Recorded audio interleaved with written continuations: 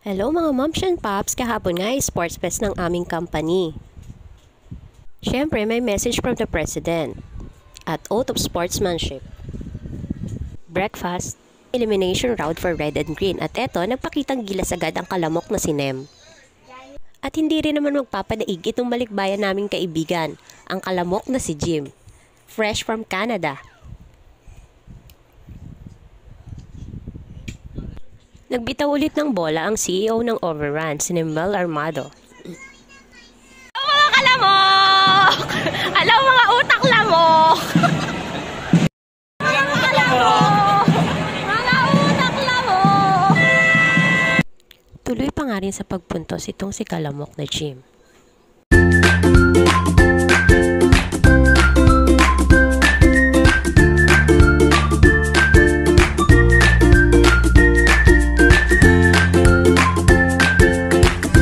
Tumira nga din ng tres itong kablog na si Dave. Tuwang-tuwa nga kami dito dahil itong kautak lamok namin na si JR Digo ay nag-free throw.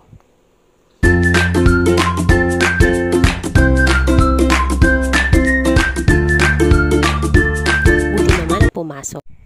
Nagpakitang gilas nga ulit itong kalamok na si JR at nag-layup pa. At eto naman ang volleyball elimination round ng red and blue team.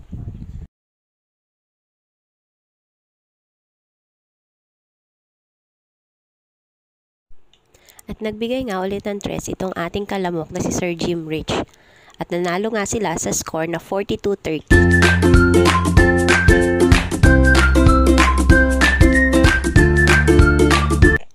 Ito naman ang elimination round ng blue at white team. Shoutout sa'yo Kuya Jonathan, ang galing mo.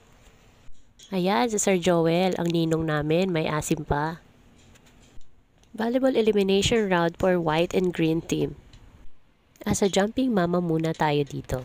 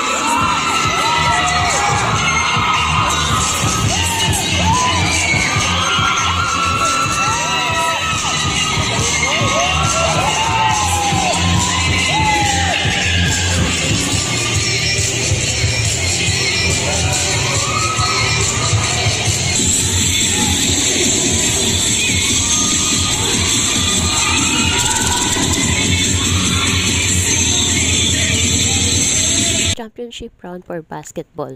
Pakitang gilas agad itong kakalapating si RJ. Siguro habang pinapanood ito nitong ating mga kaibigang kalamok, ay maaalala na naman nila ang sakit ng katawan na dinanas nila kahapon. Tingnan nyo ang kalamok na si Nem. Gulong na naman. Nice one, kalamok na Ron. For 2 points. Bang! Lumalaban pa rin itong ating kalamok na si Dave kahit na ang lalaki ng mga kalaban nila. Nice one more.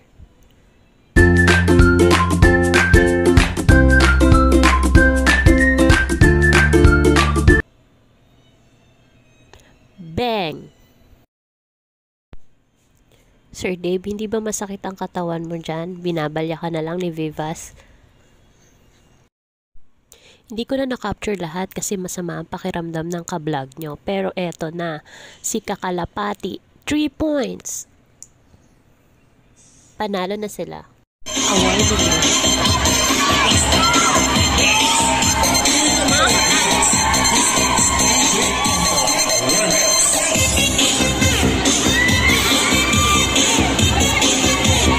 Congrats sa lahat. Congrats Blue Team, the overall champion. Congrats.